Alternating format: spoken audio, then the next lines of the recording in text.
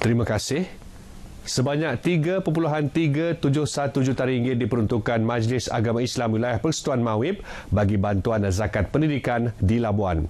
Ketua Pegawai Eksekutifnya, Datuk Abdul Aziz Jusoh berkata, daripada jumlah itu, RM1.48 juta diagihkan bagi bantuan am persekolahan, RM1.01 juta untuk bantuan peralatan dan pakaian persekolahan, manakala RM882,200 lagi bantuan zakat pendidikan peringkat IPT. Menurut Datuk Abdul Aziz, bantuan yang diagihkan memberi manfaat kepada anak-anak dalam kalangan asnaf khususnya di Labuan sekaligus membantu meringankan beban keluarga dan menjadi pembangkit semangat agar anak-anak asnaf lebih berusaha untuk berjaya dalam pelajaran. Beliau berucap merasmikan Majlis Penyampaian Anugerah Kecemerlangan Pelajar Baitul Mal 2018 di Kompleks Darul Kifayah, Mawib, Labuan. Seramai 68 pelajar cemerlang Baitul Mal diraikan pada majlis ini atas kejayaan mendapat keputusan cemerlang dalam peperiksaan UPSR, UPSRA, PT3, SPM dan STPM bagi tahun 2018. Selain itu, pelajar IPT yang mendapat keputusan cemerlang turut mendapat anugerah.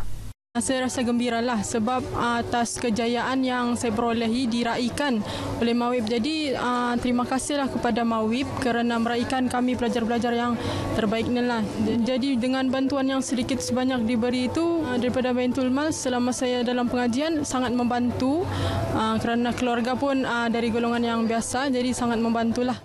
Diharapkan murid-murid akan semakin memajukan diri, belajar dengan baik-baik, menggunakan masa yang baik itu dengan sangat baik dan menjadi seorang pelajar cemerlang.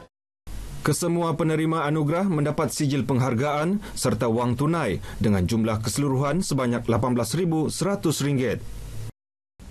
Dalam memastikan kecemerlangan murid, Sekolah Kebangsaan Lubuk Temiang Labuan menganjurkan program Lubuk Ilmu, Guru dan Murid Ligum 2019 bertemakan inovasi bahan dan pedagogi.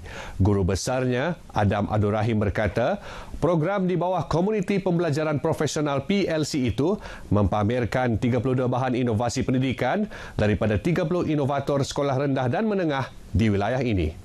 Antara objektif Ligum 2019 ini ialah kita memberi pendedahan tentang apa itu PLC, Professional Learning Community, di mana kita menghimpunkan semua inovator-inovator untuk bersama dengan kita dan berkongsi idea ataupun bahan untuk kita bawa ataupun kita sediakan kepada semua tenaga-tenaga pengajar yang ada di SK Lubuk Temiang itu.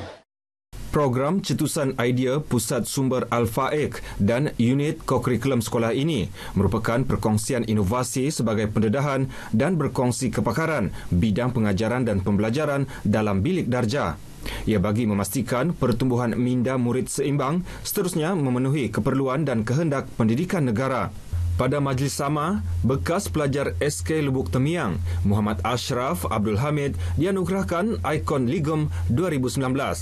Sebelum ini, Muhammad Ashraf pernah menerima geran pendidikan dari NYC Bootcamp Amerika Syarikat selain mewakili Malaysia ke anugerah Denmark di Honorable Mention serta menerima anugerah Konsul UNESCO. Okey, harapan kepada murid-murid ataupun belia di Labuan saya khususnya, saya ingin katakan bahawa keluar daripada zon selesa kita, keluar daripada bumi Labuan ini dan timba pengalaman baru dan kembali semula ke bumi Labuan ini untuk menyumbang kembali kepada komuniti. Chimney Trail di Labuan berpotensi dijadikan lokasi pelancongan. Justru RM200,000 jumlah peruntukan akan dipohon melalui unit penyelarasan pelaksanaan ICU untuk menaik taraf kawasan rekreasi tersebut.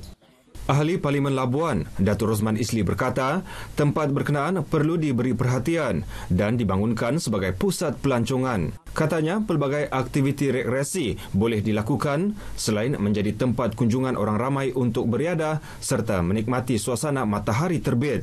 Beliau berkata demikian kepada pemberita selepas membuat tinjauan di kawasan rekreasi itu sepanjang 3.2 km yang terletak di Tanjung Kubong. Dan Labuan ni satu pulau yang kecil. Jadi dengan ada tempat yang cantik begini, memang kita kena preserve, kita kena bangunkan supaya nanti ia menjadi salah satu produk pelancongan dan tempat rekreasi rakyat lah. Tambah Datuk Rosman, beberapa cadangan juga akan dilaksanakan, iaitu penyediaan kawasan atau tapak rata untuk aktiviti perkhemahan, pembinaan tempat riadah berbumbung, memasang papan tanda serta menaik taraf tandas dan bilik mandi. Ahli Persatuan Veteran Angkatan Tentera Malaysia PVATM Labuan diseru agar sentiasa aktif dan komited melibatkan diri dalam apa jua aktiviti bagi meneruskan perpaduan dalam kalangan anggota serta warga Labuan. Ahli Parlimen Labuan, Datuk Rosman Isli, merangkap penaung persatuan itu akan memberi sokongan padu dalam merealisasikan segala perancangan bagi membela nasib golongan veteran ATM. Ini terutama dalam usaha menyokong kewujudan peluang pekerjaan bagi golongan tersebut. Beliau berucap merasmikan mesyuarat agung tahunan PVATM Labuan kali ke-33. Pada majlis ini, Datuk Rosman menyampaikan sumbangan sebanyak RM4,000 kepada Ketua PVATM Cawangan Labuan alias Hussein bertujuan memperkukuhkan aktiviti persatuan khususnya aspek kebajikan anggota veteran. Selain itu, Ketua Pegawai Eksekutif ASEAN Supply Base Sendirian Berhad selaku penasihat PVATM Labuan, Datuk Haris Anwar Tan, turut menyumbang 2 buah kerusi roda kepada persatuan ini. Sementara itu, yang di-Pertua Persatuan Veteran Angkatan Tentera Malaysia PVATM Negeri Sabah, Marsyid Muhammad Saleh, mahu PVATM Labuan menjadi contoh kepada persatuan cawangan lain agar lebih aktif dan giat melaksanakan aktiviti turun padang. Dengan itu, sekian paparan N5 dari Labuan. Kita kembali semula ke Angkasa Puri. Silakan. Baik, terima kasih Randy untuk laporan dari wilayah Persekutuan Labuan itu tadi. Dan seterusnya seperti biasa, kita juga akan melintas langsung pada waktu ini ke Jabatan Meteorologi Malaysia ataupun